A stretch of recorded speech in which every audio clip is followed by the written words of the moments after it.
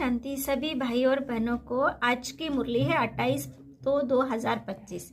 मीठे बच्चे, शांति चाहे तो अशरीरी बनो। इस देह भान में आने से अशांति होती है, इसलिए अपने स्वधर्म में स्थित रहो कि मैं आत्मा शांत स्वरूप हूँ। यह अभ्यास करना है। प्रश्न, यथार्थ याद क्या है? याद के समय किस बात का विशेष ध्यान चाहिए? उत्तर, अपने को देह से न्यारी आत्मा समझकर बाप को याद करना, यही यथार्थ याद है। कोई देह याद न आए, ये ध्यान रखना जरूरी है। याद में रहने के लिए ज्ञान का नशा चढ़ा हुआ हो। बुद्धि में रहे बाबा हमें सारे विश्व का मालिक बनाते हैं। हम सारे समुद्र, सारी धरनी के मालिक बनते हैं। गीते तुम्हें पाके हमने जहाँ पा लिया, जमीन तो जमीन, आसमान पा लिया, यानी हमारे राज्य होगा। धारणा की पॉइंट है पहला, विकर्माजीत बनने के लिए योग बल से विकर्मों पर विजय प्राप्त करनी है। यहाँ देखते हुए बुद्धि योग बाप और वर्षे में लगा रहे। दूसरा, बाप के वर्षे का पूरा अधिकार प्राप्त करने के लिए मातेला बनना है।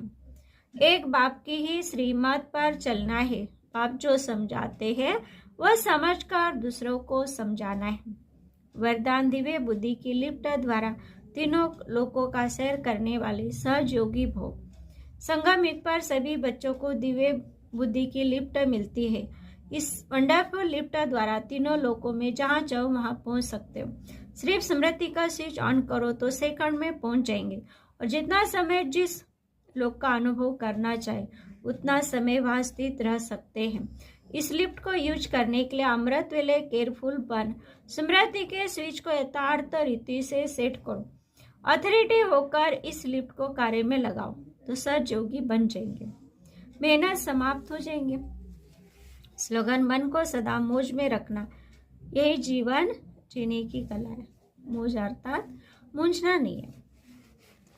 बाप के साथ बुद्धि योग लगाना है और फिर बाप की याद में रहना है, तब हम एकाग्र कर सकते हैं, मौज में रह सकते हैं। बाप की याद से ही मौज है।